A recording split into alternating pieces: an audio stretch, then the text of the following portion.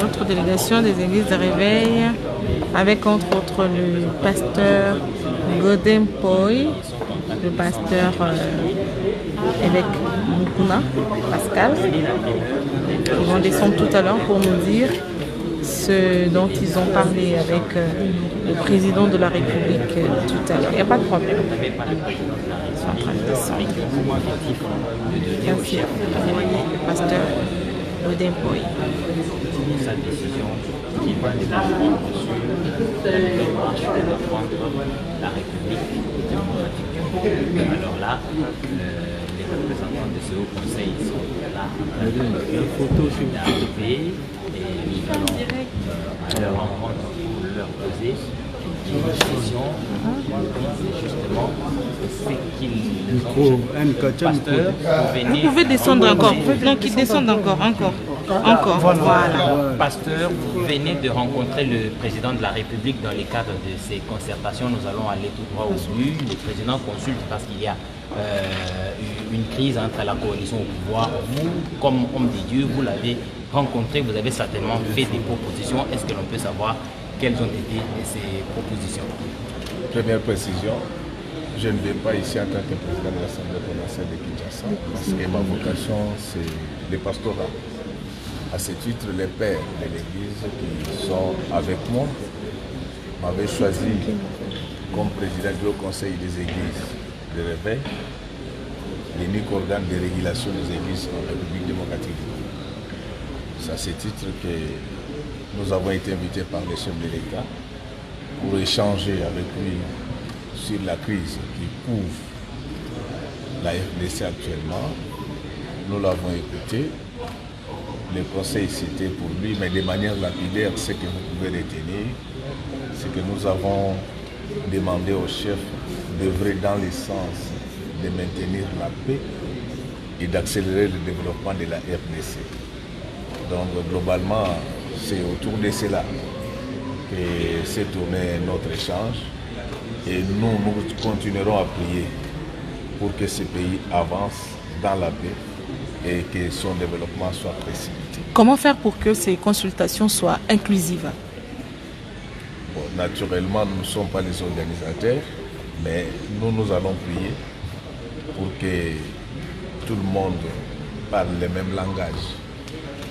Pour ceux qui ne le savent pas, c'est pour la 23e fois qu'on parle de consultations dans ce pays. Parce que jusqu'au dialogue de la CENCO, c'était pour la 22e fois que les Congolais s'est rencontrés pour échanger. Et lorsque vous divisez cela par le nombre de nos années d'indépendance, vous comprendrez que ce sont les conflits qui tirent le pays vers le bas.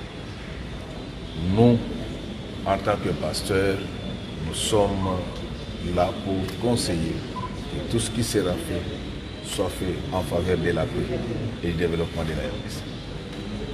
Merci, pasteur.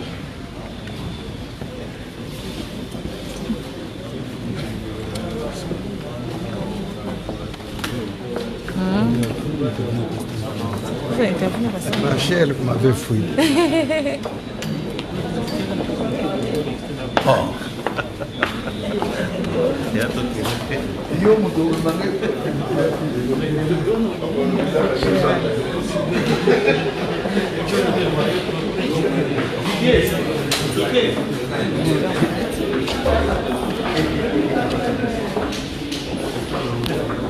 Problème plutôt qu'une solution.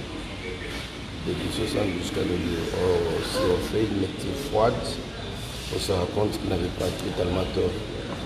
Et c'est pour cela que ce que le chef de l'État a proposé à la nation, il a presque dit tout haut ce que la nation pensait tout bas. Voilà. Et pour la suite, vous êtes optimiste quant à l'issue de ces consultations? Nous le sommes, parce qu'il a promis de retourner sur le rapport à la nation.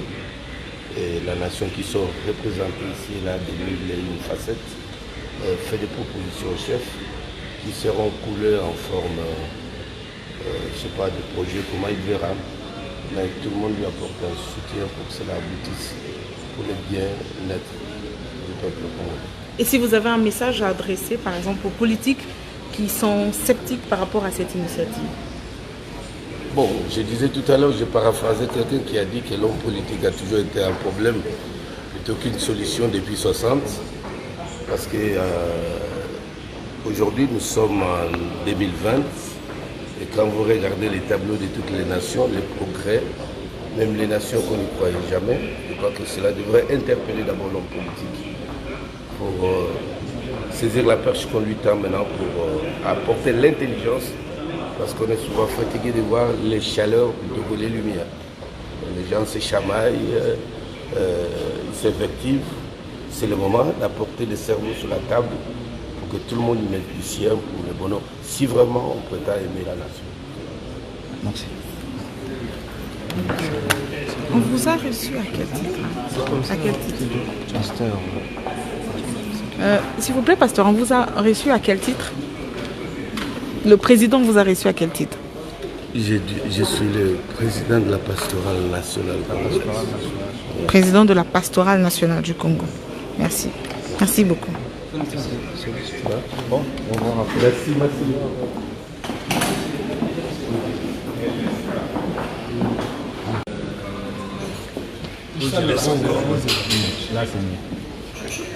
Vous êtes représentant des églises de réveil de la République démocratique du Congo. Vous venez d'être reçu par le chef de l'État dans le cadre des consultations qu'il a entamées depuis peu midi aujourd'hui. Qu'est-ce que nous pouvons retenir des échanges que vous avez eus avec le président de la République?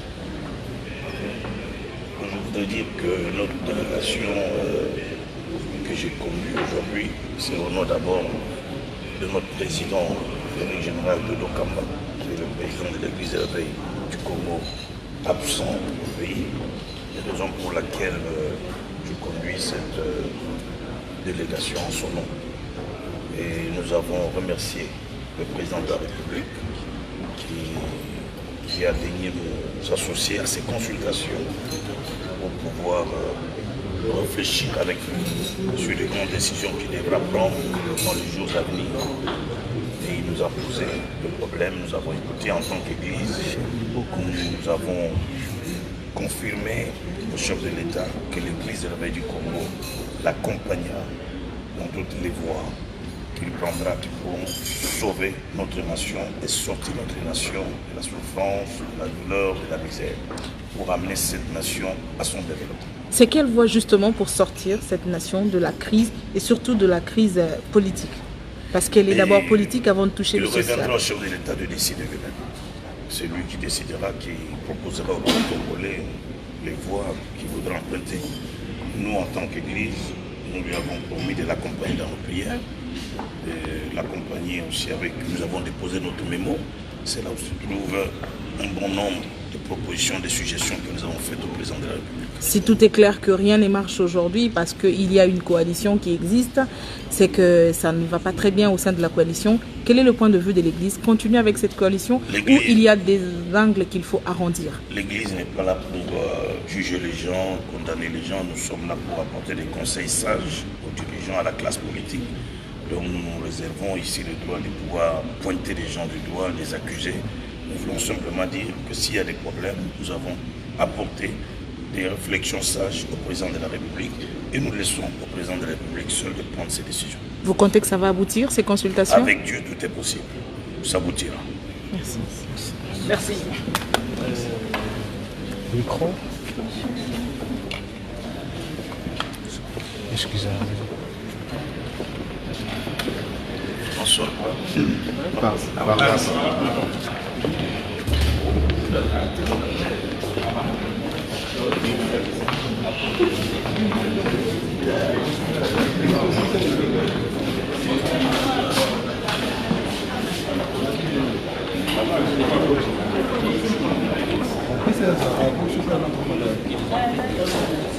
Dans le cadre de ces consultations, le président de la République vous a consulté, vous sortez de son bureau. Est-ce que l'on peut savoir sur quoi a porté vos échanges avec le président de la République?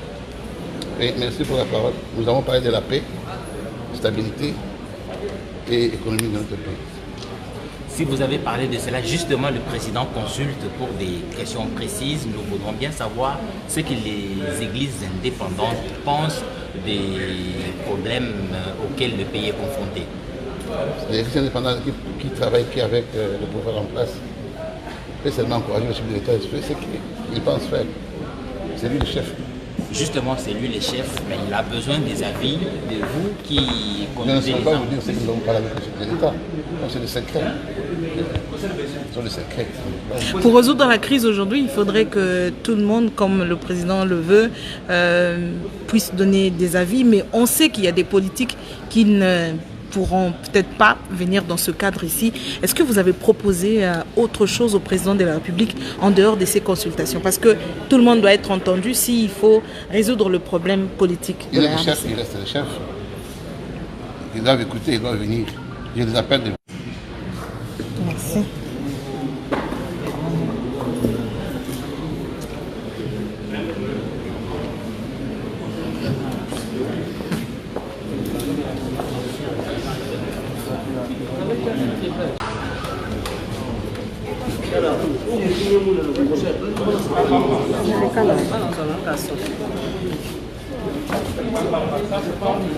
Kabamba. Le coupe il est là. Kabamba.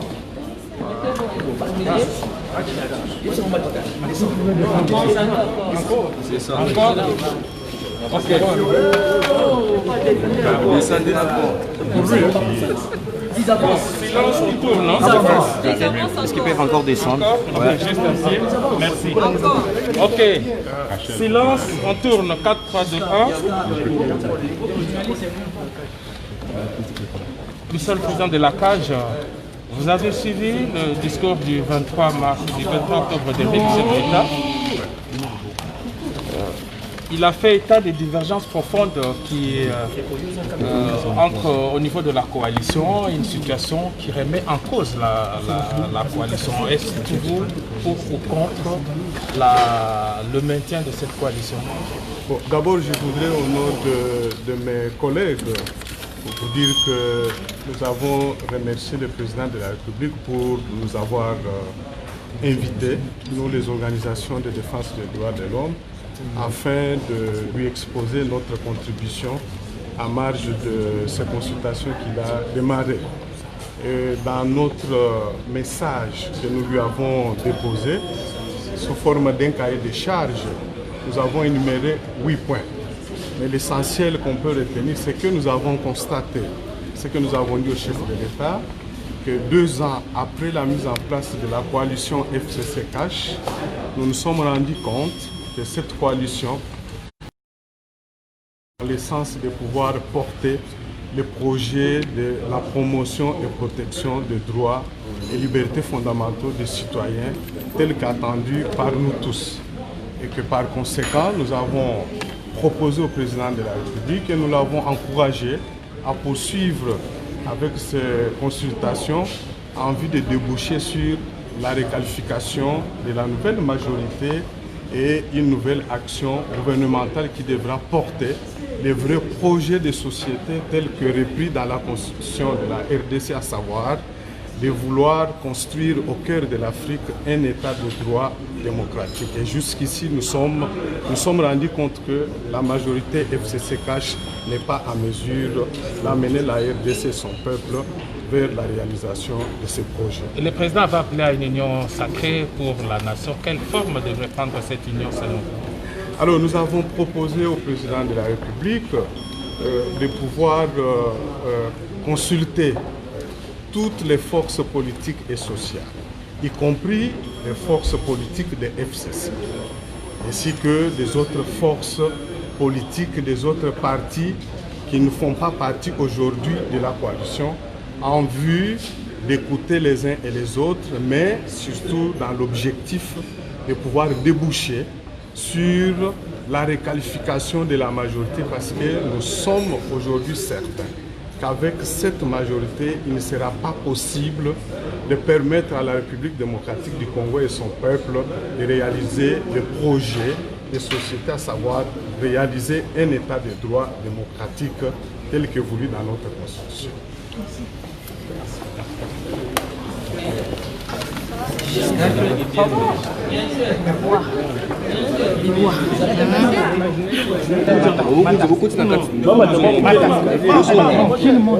as les mains chargées.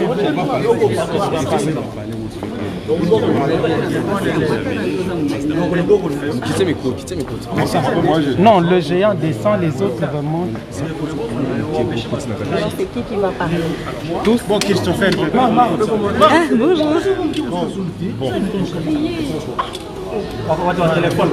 Le téléphone au Québec. On a échangé sur beaucoup de points parce qu'il était question que la société civile présente ses recommandations au regard de l'invitation du président de la République consécutivement à l'adresse à la nation du 23 octobre passé. Et la société civile est revenue sur les préoccupations de la population congolaise et principalement l'agenda 2030 qui concerne les objectifs de développement durable sur la stabilité de notre pays, la paix ainsi que l'état du droit. Et le président de la République a passé en revue la situation politique de l'heure avec le malaise qu'il y a entre Cash et ses alliés du FCC.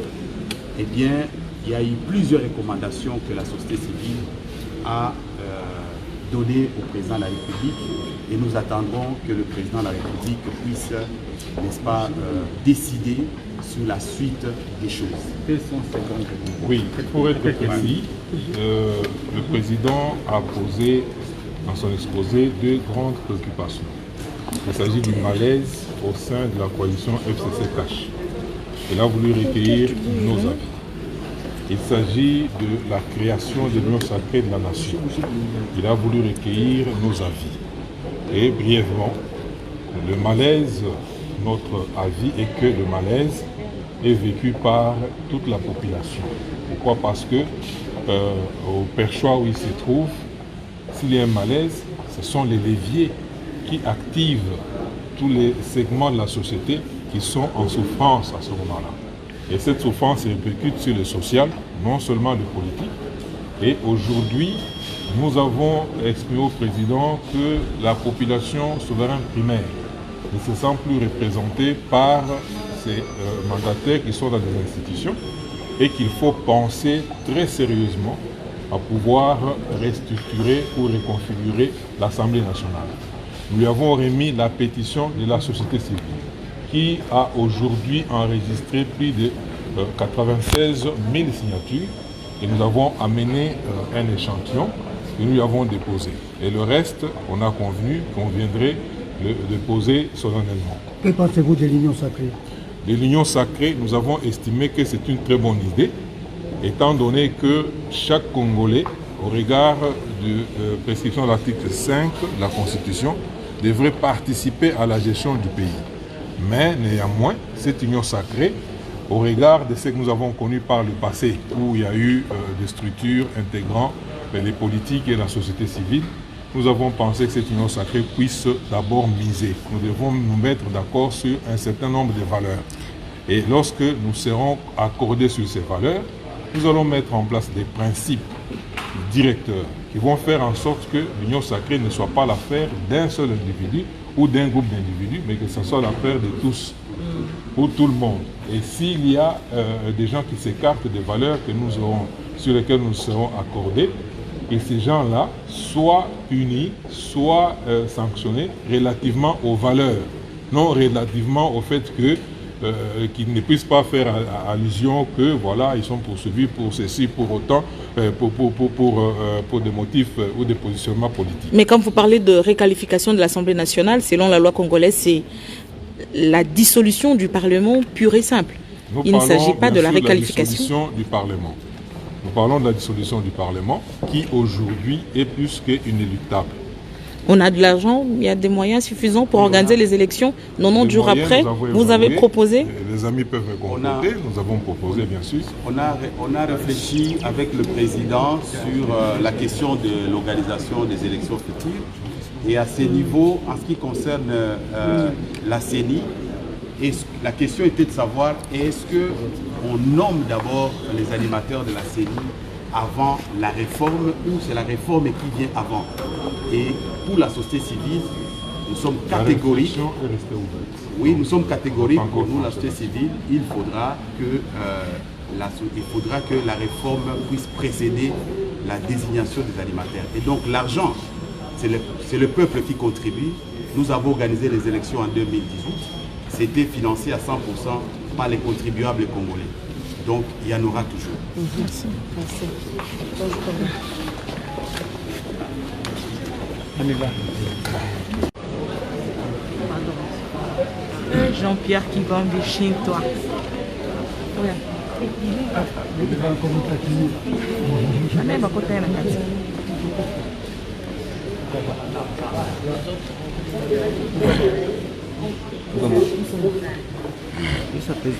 Président.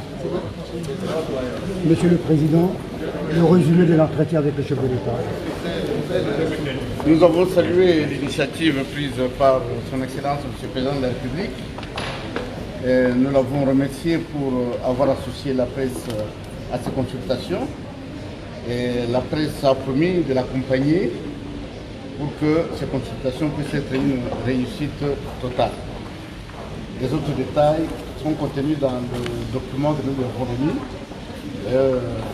Ne revient pas de dévoiler ici. Mais comment comptez-vous l'accompagner?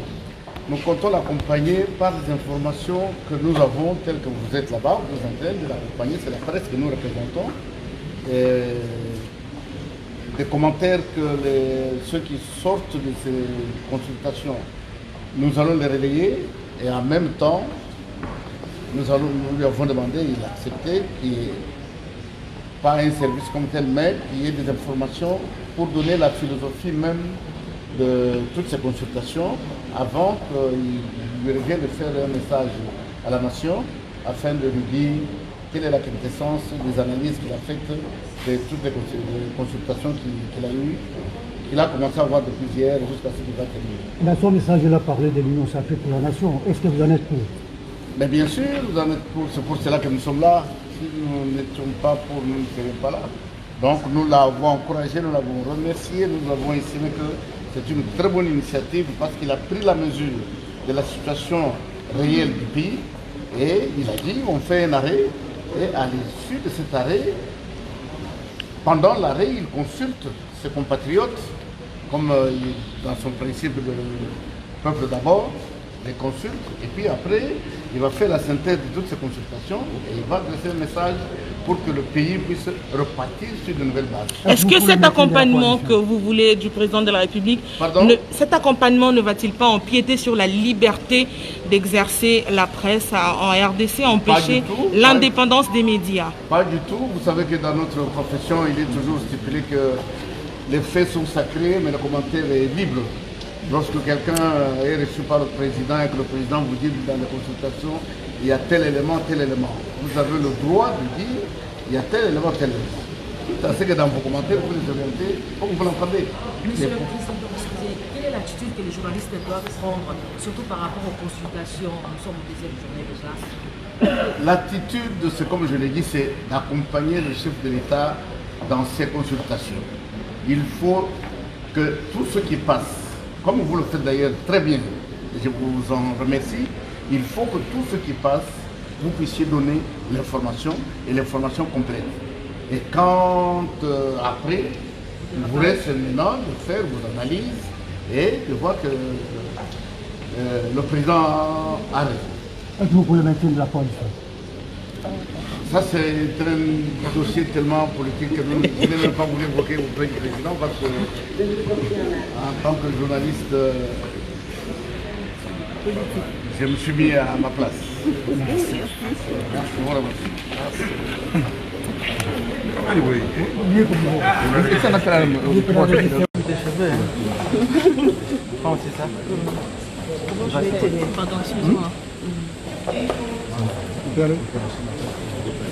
C'est bon, non? C'est bon, quoi. Monsieur le Président, qu'est-ce que vous avez dit au Président et c'est ce qu'il vous a dit? D'abord, nous commençons par nous présenter. C'est l'intersyndicale nationale de l'administration publique. C'est INAP ainsi. Nous avons été rencontrer le président de la République par rapport à l'invitation qui nous a été réservée à notre requête. Qu'est-ce que l'intersyndical national de l'administration publique pouvait dire au président? En ce qui concerne la paix, nous avons dit, nous, fonctionnaires de l'État, nous ne sommes pas bien payés. Le fait qu'on ne soit pas bien payé, ça amène à ce que les fonctionnaires développent certains comportements qui ne favorisent pas la mobilisation de moyens.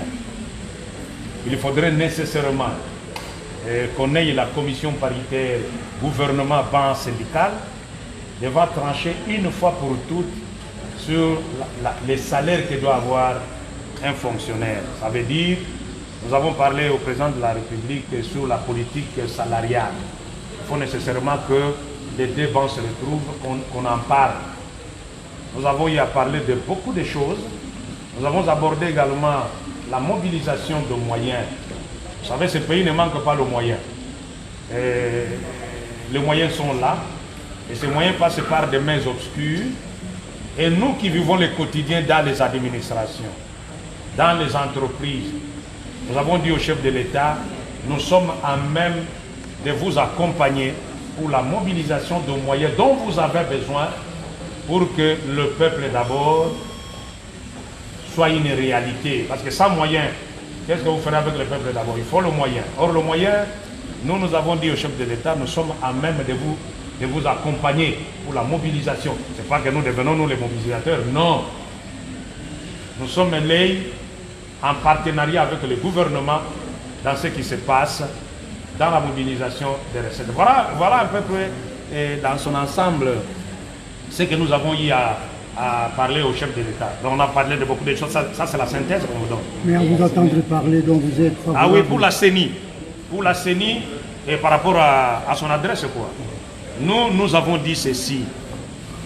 Nous proposons que la CENI soit sous la direction de la Cour constitutionnelle pour sa régulation de manière permanente tout au long du processus jusqu'à la proclamation des résultats. Ça veut dire, toute la fois que la CENI se retrouve par rapport à un problème ayant trait à la Constitution, énervant les textes, la Cour est là pour le rappeler, ceci.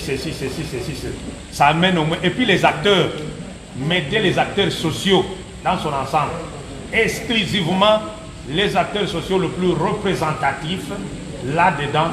Et quand les politiques se battent là-bas, nous sommes là comme des arbitres. Non, voilà, la réalité c'est ça. Voilà à peu près ce que nous avons eu à parler au chef de l'État. Est-ce que vous craignez que cette situation aggrave les conflits sociaux? Parce que là, les syndicats, pratiquement de la fonction publique, les syndicats en général ont des problèmes aujourd'hui et n'ont pas les moyens de résoudre parce qu'il n'y a pas un gouvernement qui est fonctionnel, les institutions ne marchent pas ensemble. Donc est-ce que vous ne doutez pas que la crise perdure et qu'en fait il n'y ait pas de solution, quoi? Nous ne pouvons pas nous accepter que la crise perdure. Vous savez, madame, cette crise ici ne nous profite pas. D'abord, nous n'avons même pas un salaire. Deux, le moyen n'existe même pas. Et quelques jours seulement, son fameux salaire entre parenthèses, c'est volatilisé. Donc pour nous, la crise, nous ne la souhaitons même pas. Ce que nous demandons, c'est que nous avons salué la sagesse du chef de l'État qui joue sur l'apaisement afin d'entendre tout le monde et de prendre une décision qui satisferait tout le monde, au moins qui favoriserait également la paix sociale, la sécurité et au fait pour nous aider, nous aussi qui n'avons pas de moyens, de vivre avec nos petits moyens. Voilà. Comment vous pouvez faire? Quelles sont les options? Parce que là, c'est une crise entre les deux partenaires. Ah non, mais jusque-là, pour nous avons demandé simplement que la sagesse du président aille jusqu'à la fin de manière à favoriser la paix sociale. Merci. On peut avoir votre nom, s'il vous plaît? Bienvenue Moulenda. Bienvenue Moulenda. Bienvenue Moulenda, président de l'intersyndicale nationale de l'administration publique. INAP ainsi. Merci.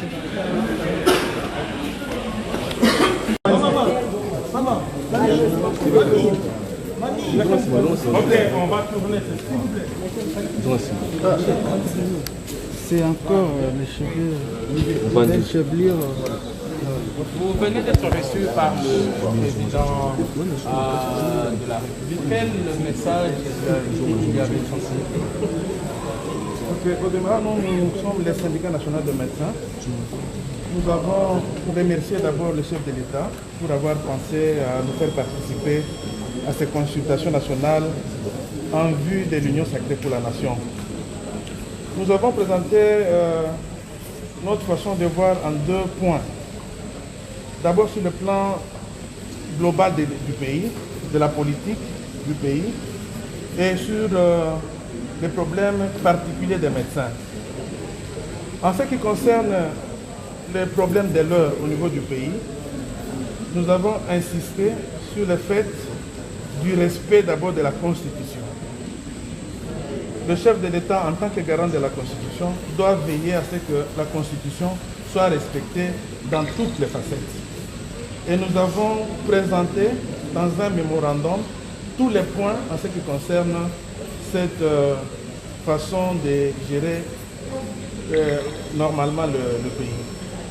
Quant au 2e point, concernant les principaux déshydratants des médecins de la corporation médicale, nous les avons aussi présentés d'abord par rapport à la nomination des médecins en grade, à l'alignement de tous les médecins qui travaillent pour les services de l'État et leur mécanisation.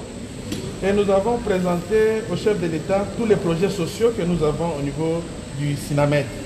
C'est notamment les projets en rapport avec la mutuelle de santé, c'est notamment les projets en rapport avec l'aménagement de la cité des médecins, et c'est notamment le projet de l'abrogation du décret portant statut spécifique des médecins pour une ordonnance en vue d'apaiser au fait la carrière des médecins. L'Union sacrée pour la nation peut aussi passer par une rupture de la coalition. Et que pense M. Bon, disons, je pense que nous devons chercher l'unité. Nous avons dit en premier lieu que notre pays doit rester indivisible. On doit chercher par tous les moyens à concilier les points de vue. Au-delà des caprices des uns et des autres, nous voulons que la Constitution soit respectée dans toutes les facettes. C'est le point de vue du SINAMED et c'est ce que nous avons fait savoir au chef de l'État. Est-ce que vous ne craignez pas que justement avec cette crise, ce soit difficile de résoudre les problèmes quelque part que les médecins aujourd'hui? Bien, nous demandons à toutes les parties d'user de la sagesse parce que le pays peut exploser. Et nous ne voulons pas que cela puisse arriver à notre pays. Nous avons suffisamment de problèmes qui nécessitent la cohésion de toutes les forces et de toutes les énergies. Et nous voulons vraiment que dans tous les camps, que nous puissions y mettre un peu d'eau dans les reins pour apaiser la situation. Parce qu'elle risque d'exploser et personne ne va se présenter comme responsable de cela. Nous voulons vraiment qu'on respecte la Constitution, mais qu'on trouve des voies et moyens pour une entente mutuelle, cordiale, c'est ce qui va faire l'unité de notre pays.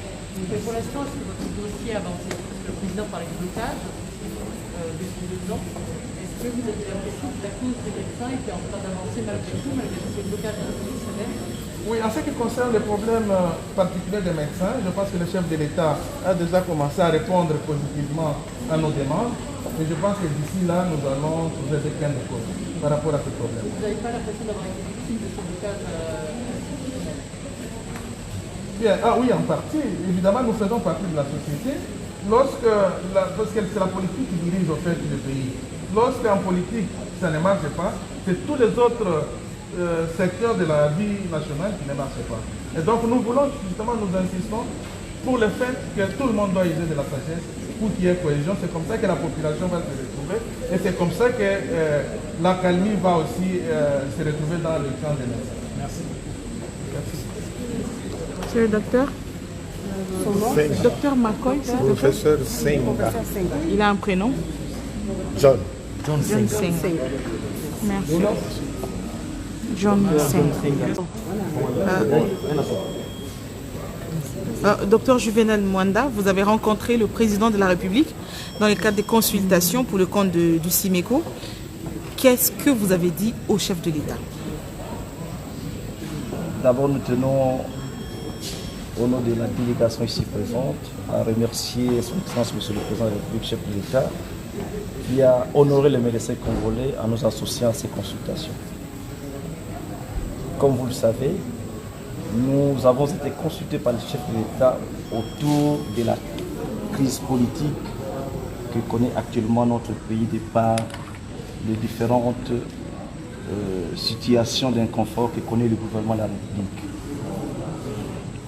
En ce qui nous concerne, nous avons tenu à réserver le substrat de notre communication au chef de l'État qui a le pouvoir de disposer de tout ce que nous avons fait comme recommandation. Mais qu'est-ce que vous lui avez proposé en gros parce que la crise elle est politique, vous êtes des médecins, comment les médecins peuvent contribuer dans la résolution d'une crise politique? En tant que société civile, nous vivons avec toutes les couches de la population et donc nous ne manquons pas d'orientation à mettre à la disposition de l'autorité en vue de sa décision. Et donc nous sommes des porte-parole de la population active. Nous considérons que le chef de l'État qui a prêté une oreille attentive à tout ce que nous avons tenu à lui communiquer dans le cadre de cette consultation en fera bon usage. Vous êtes de la société civile. Que pensez-vous de l'idée d'une union sacrée pour la nation? Le salut du peuple est la loi suprême.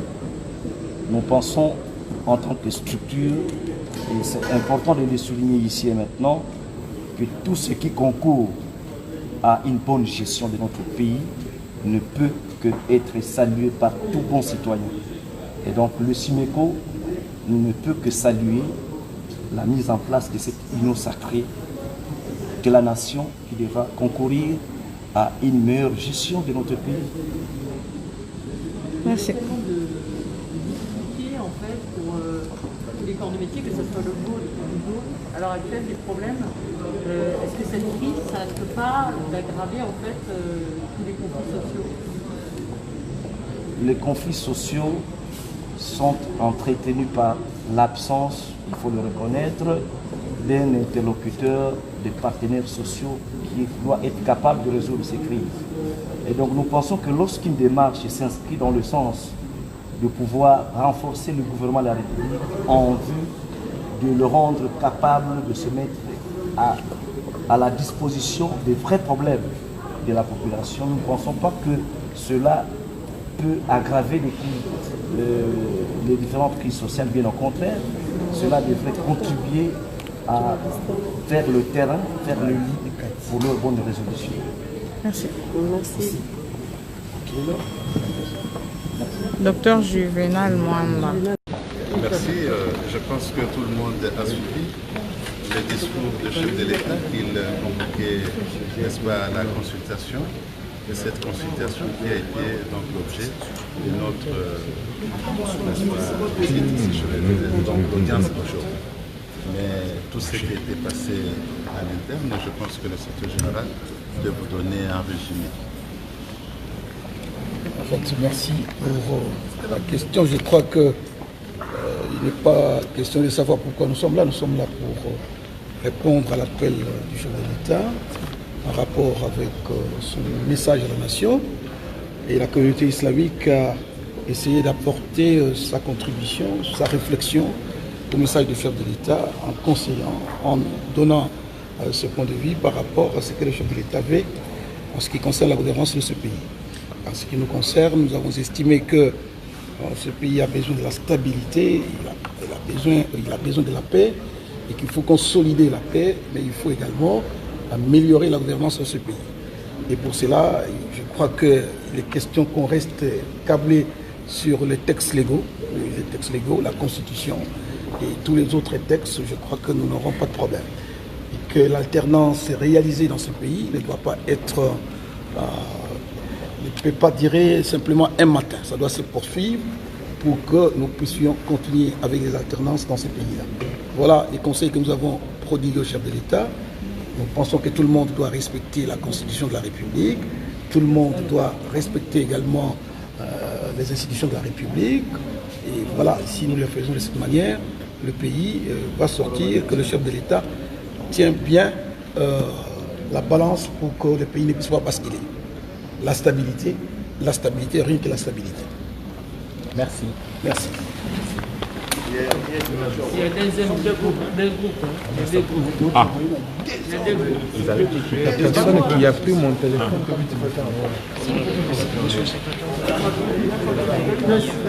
Ça.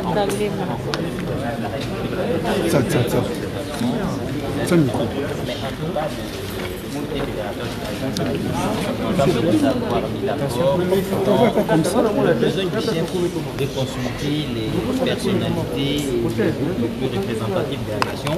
Vous avez eu l'occasion de les rencontrer. Est-ce qu'en quelques mots, nous pouvons savoir qu'est-ce que vous avez dit au président? Ok, merci beaucoup. Mais avant de dire ce que nous avons dit au chef de l'État, j'aimerais bien dire d'abord ce que le chef de l'État nous a dit, nous. Vous savez, nous sommes l'une des confessions qui est entrée en deux composantes. Bon, en tout cas, cela a fait d'abord la préoccupation du chef de l'État, une communauté telle que la nôtre, qui compte plus de 10 millions de fidèles, que nous soyons, disons, en désunion, séparés comme ça. En tout cas, ça n'a pas plu au chef de l'État. Il a commencé tout d'abord par nous donner des sages conseils et nous promettre qu'il va nous rencontrer pour essayer de nous mettre ensemble. En tout cas, c'est quelque chose qui nous a beaucoup plu, en tant que chef de l'État, qu'il puisse se soucier de notre communauté. À part l'intervention du chef de l'État, nous, à notre tour, nous lui avons essayé de lui citer la sagesse du Saint-Coran, ce que le bon Dieu nous a dit dans le Saint-Coran. Par exemple, la consultation, c'est quelque chose qui est coranique. Alors nous lui avons demandé de ne pas se fatiguer, de ne pas cesser de dialogue. Chaque fois qu'il y a des problèmes, qu'il passe toujours par cette façon-là. C'est comme ça que nous aurons en tout cas à améliorer la situation du pays et c'est comme ça qu'il aura toutes les réalités que la population est en train d'endurer. Merci. Merci.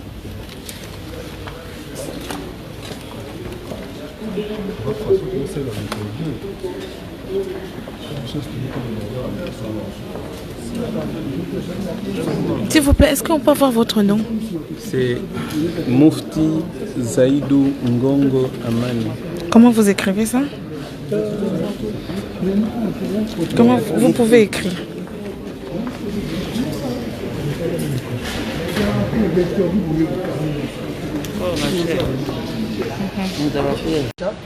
Qui pourra nous dire sur le social de la population, sur l'encadrement de la jeunesse, sur l'agriculture, nous allons parler de beaucoup de choses qui pourront bien contribuer à l'avancement de notre pays.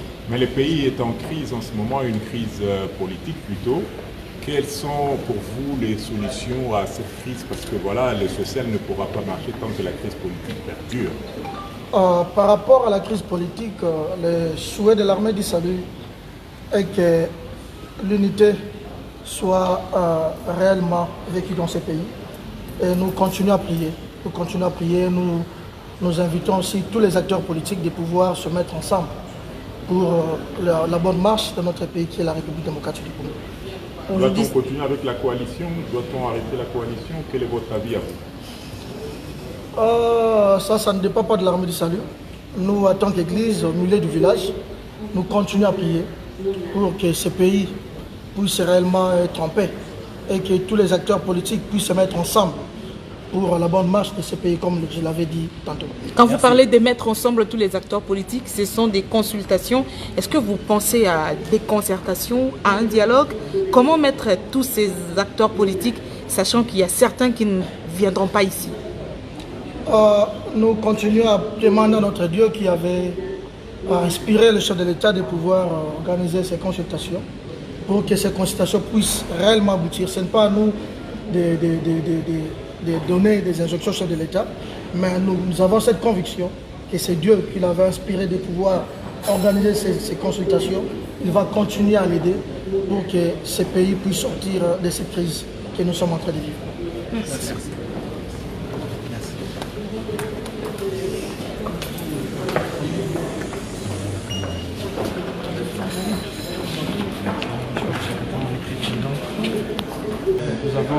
très bien posée.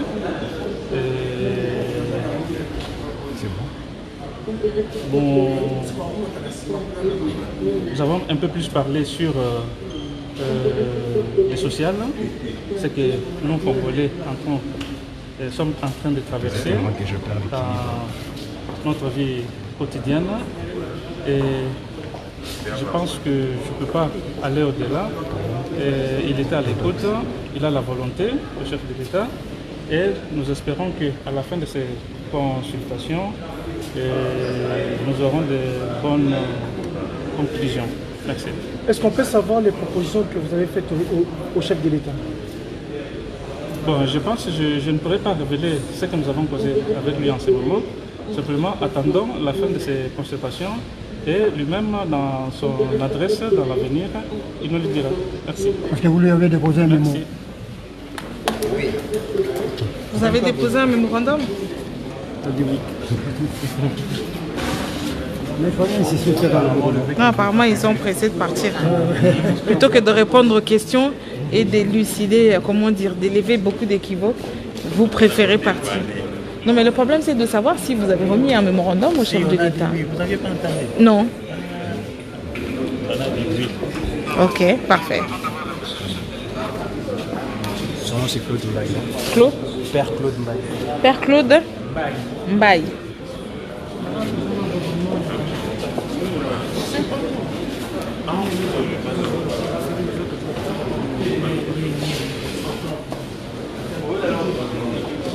Journée marathon pour le président de la République. Il continue de recevoir. Armandine Paula de Sambediji. Vous avez là l'équipe des journalistes qui attendent encore jusque-là. Des journalistes qui sont là depuis matin pour couvrir. En tout cas, c'est vraiment une journée marathon. Voilà, des consultations. C'est qui celui-là? Voilà. Et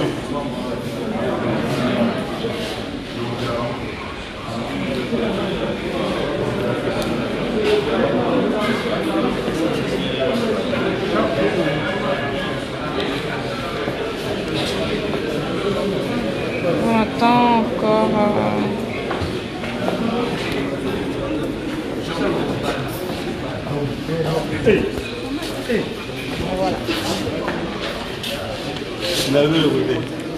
Voilà.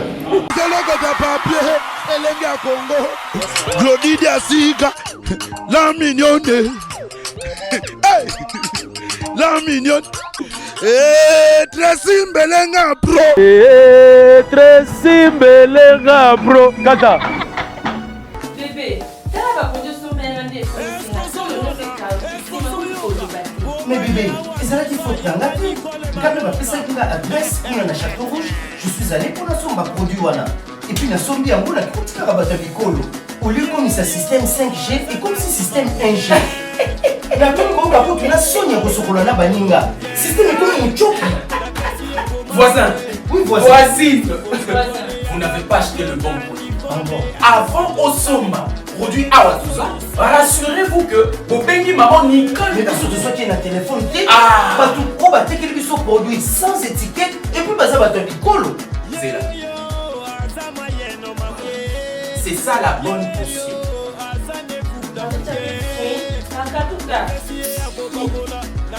Voisin. Voisin. Au fond, il a mémoire. Au peigninga. Keba. Ba pirate ba komi ebele. Soki obengi man Nicole Malone. Ayami na téléphone. Ndesomba. Soki ayami ote. Kosomba te. Voisin. Moi je réussis. En bon. Qu'est-ce que tu veux faire? Chez toi là-bas, il y a des pamplemousses. Mais chez moi ici, c'est le plateau de Batéké, mon frère. Plateau de Batéké à France, parce que le fond de mais le vrai est là. Produit Awatoza, original, chez Nicole, Tokende Mosikate, Kaka chez Manicole. Produit Awatosa, c'est une potion magique faite à base de plantes naturelles qui répare le vergeture, augmente la taille du pénis, de sein, arrière-train et mollet. C'est aussi un produit aphrodisiaque. Manicole nde kolo masolo. Nganga ta formé monanaye, abombela kae sekele moko. Bayibi outillage, babosani artisan. Mama Nicole yaga, yaga yaga, yaga yaga, Manicole yaga.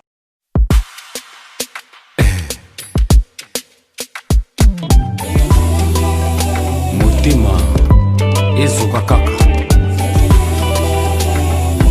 Lingua, sia.